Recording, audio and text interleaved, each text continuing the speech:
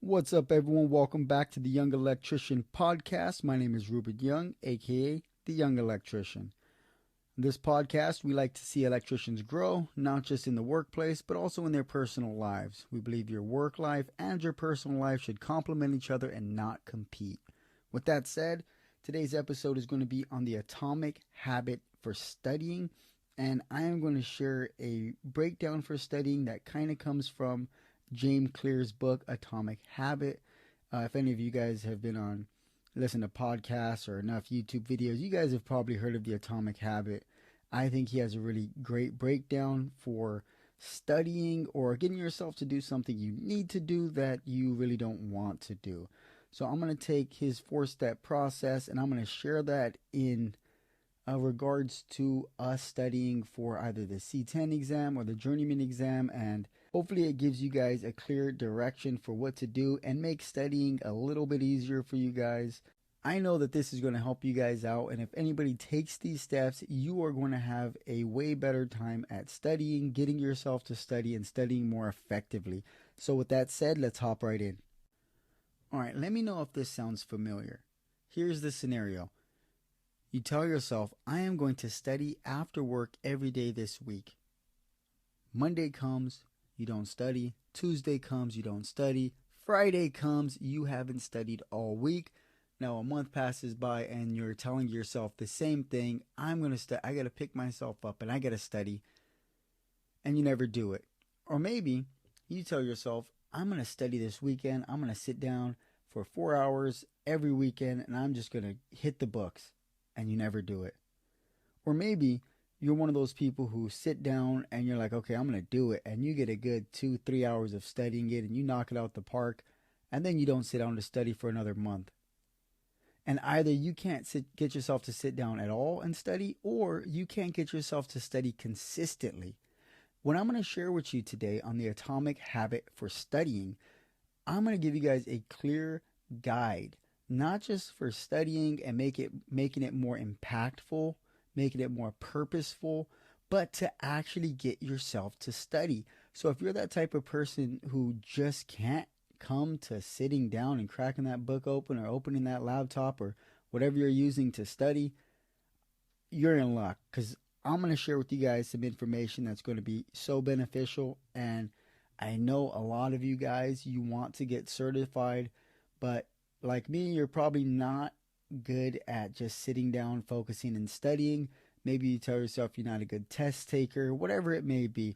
I am hoping to change your guys' perspective on studying and on taking tests today by sharing this information with you. So there's 4 steps to this that James Clear gives in his Atomic Habit book. The first one is, and we're going to be talking about studying, so I am going to focus all of this information in on just studying. So, the first one is, make it visible. If you want to start studying consistently, you have to make the thing you want to do visible. What does that mean? So, if I'm going to study, or I should say when I was studying for the journeyman exam, I would study at my dining room table. So, I had a computer program that was, questions for the journeyman exam, some prep questions on the computer. I had some physical material. I had my notebooks, my highlighters, my pens, and, the NEC. I left them on my dining room table. Why? This was before I read the book too, so it was very interesting getting into the book and seeing, wow, I kind of do some of these things already, and then taking what he shared and adding it to the arsenal of what I was already doing just to improve on, my knowledge and how I study. So what I did was I put my material on the dining room table. It's just me and my wife, no kids, no roommates, no family, nothing. So I know nobody's going to touch it. I knew that if the days that I come home and my study material isn't visible, it's not out there for me to see, I'm going to forget to study. Or I'm going to play dumb and just not study. So it has to be visible. If you're going to, study on your lunch break, or you're going to go to a coffee shop after work or something like that, or before work, you load your backpack up or whatever you're going to take with your material in it, put it by your boots, put it by your lunch bag, whatever it may be. The first step is you need to make it visible. Because if I don't know where my material is, and if I don't remember to take the stuff that I'm studying, then guess what? I'm not going to get to studying. It's going to be another one of those days where I say, oh, I forgot my material. Oh, I can't find the things I was supposed to be studying. I'll just start tomorrow. I'll just start next week. So you have to make it visible. It's very easy. So just think of different ways that you can try to make it visible for yourself. Two, make it attractive. And this is one that I really liked. And I actually learned this quite a while ago because I don't like studying. I don't like sitting down and going through material or doing something boring like this. So one of the things James Clear talks about in his book when it comes to building habits that benefit you is you have to make the thing you want to do or need to do, you have to make it satisfying. So in the book, he shares a story about this guy. I think he was like an engineer or an engineer student, something like that. He's a smart guy. And he loved binge watching Netflix, right? A lot of us do. But he was out of shape. He knew it wasn't good for his health, and he knew he needed to exercise. He even had one of those elliptical bikes in his apartment, but he wouldn't ride it. So this guy, being a smart dude, he actually rigged his elliptical bike up to his TV so that the only way he could binge watch Netflix is if his bike was going a certain speed. And as soon as it went under that speed, his TV would turn off. So this is what James Clear in his book calls habit stacking. This is when you stack two habits together. One, a habit of something you like binge watching Netflix. And two, a habit of something you need to do, like exercising. So this guy, a lot smarter than most of us probably, and he rigged his thing up so he could do the thing he wants to do and the thing he needs to do. For me, I started this early on. I love drinking coffee, so I'm an avid coffee drinker. I would go to a local caffeine shack, maybe Starbucks or some local hip coffee shop that sells good coffee, has a good atmosphere. And I used to love I loved going to those coffee shops that gave you porcelain mugs. I don't know if you guys are into this, but this is my thing. I love sitting there with whatever my drink for the day is in a porcelain mug, drinking it and just chilling. And I don't mind studying when I'm doing that. So what I would do is whatever day I was going to study after work or on the weekends, and this was before I was married, I would go to a coffee shop and I would sit there and get my coffee. I'd have my study material because I'm making it easy for myself. I have it in a backpack and I'll sit down and I could study because I got the thing I want, my delicious coffee, porcelain mug, chilling in a nice atmosphere, and I got my study material. And I could sit there for hours and just study. So yeah, this is called habit stacking. And you got to learn, if you can, stack the thing you need to do with the thing you want to do. It makes studying so much more easier. Maybe you like listening to music, or maybe you like studying with other people and calling somebody up and hanging out with them after work or on the weekend if they're doing the same thing or studying for a different exam. Well, you guys could just chill. I know there are people who enjoy getting their work done or studying if somebody else is there with them. They don't even have to be doing the same thing. They don't have to be talking. They just really enjoy being in an environment where they can see that other people are working. Anyway, maybe I'm like that too, and that's why I went to those coffee shops. I'm not sure. But whatever it is, whatever thing you enjoy doing, try to find a way to couple that with what you need to do and stack those habits. All right. So first one was make it visible. Second one is make it attractive. And third, make it easy. I feel like this is one of those pitfalls that really got me a lot of the time, because I would come home, I'd have my laptop in a backpack or laptop case in some closet somewhere. I'll have my NEC on top of a bookshelf somewhere. I'm not that tall either, so I couldn't see it, on top of there. And I'd have my physical material just sitting under a pile of papers on my desk or dining room table, wherever I was studying at the time. And it wasn't easy. I would have to go and find all of these items just to study. So what I would me making it visible, like we did in step one, made it really easy for me to study. Because if I have to go and look for all of these things around my house, I'm gonna get tired. I'm gonna get frustrated. I already don't want to study. So if it's not easy, I'm not gonna do it. I'm gonna make an excuse up, and I'm just gonna go on with my evening and not study again. Another thing I notice is, if when you get home, you have to walk your dog, you have to cook dinner, you have to go to the gym, you have to spend time with your spouse, whatever it is, making studying easy for yourself is planning these things out. Plan out what you're eating that night, plan out when you're going to cook. Get these things out of the way. Plan for walking your dog. Plan for the things you have to do, to get ready for the next day of work. Or else what's going to happen is these things are going to get in the way. So if there's things that you have to get done at home, you have to remove those obstacles. I remember times coming home, sitting down 15 minutes into my studying, and my wife says, "Hey, remember you said we're going to go to the gym?" But I didn't factor that into that night. So obviously, happy wife, happy life. I'm going to honor my word to my wife, and we'd go to the gym. And I had to get to the point where I realized that all of these things have to work together in harmony. And sometimes, honestly, you have to pick and choose what things fit in your day and what doesn't. If you're not going to have any time that evening, don't try to squeeze your studying in. Or at least I wouldn't try to squeeze my studying in. If I wanted to study for that day, maybe I'll take a little bit of materials to work and maybe I'd read some flashcards at work on lunch, or try to just answer a couple questions on an app. There's really cool apps now on the phone where you could just, answer journeyman prep questions. I do something like that if I know my evening is going to be booked, but I still want to study for that day. So you have to make it easy for yourself. The harder it is to study, the harder it is you make it for yourself by not pre-planning for these other obligations in your life, the least likely you are to actually study. All right. So the first is make it visible. The second is make it attractive.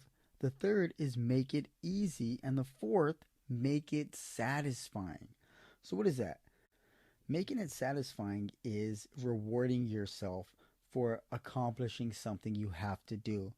So maybe you actually want to watch Netflix and binge watch Netflix, or play video games, or go hang out with the boys, or something else. What you do is, after you're done studying, you then can go do that thing. But you're pre-planning it. You're saying, hey, I want to play video games, or I want to binge watch Netflix, but I'm going to study for 30 minutes to an hour first.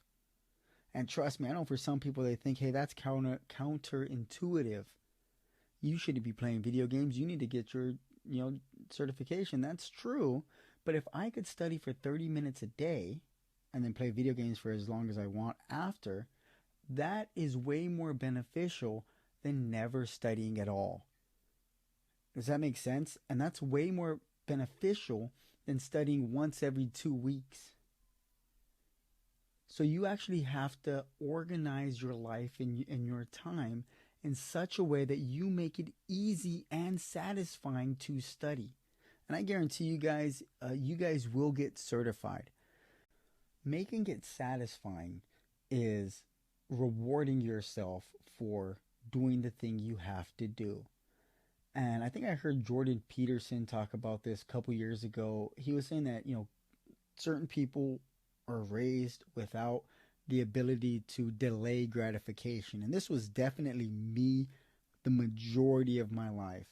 Even when I realized this, that it's really hard for me to do the thing I'm supposed to do. It's really hard for me to eat my dinner before dessert, so to speak. So for me, it's really hard to hunker down and to say, okay, I'm going to study, and then afterward I'll do this fun thing.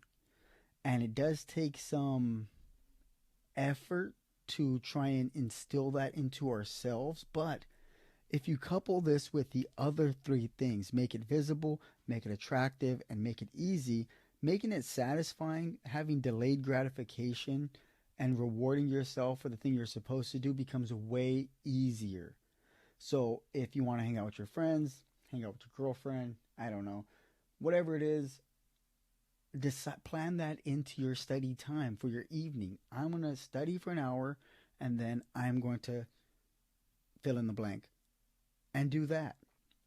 And I'm going to guarantee you guys that if you were to put these four steps together, make it visible, make it attractive by habit stacking, make it easy, remove all those obstacles, and make it satisfying, I guarantee you guys, you're going to see a change in how you study and your perspective on studying altogether.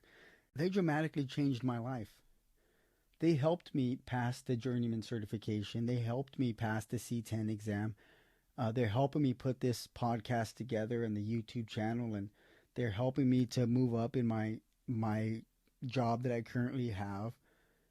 And they're so beneficial.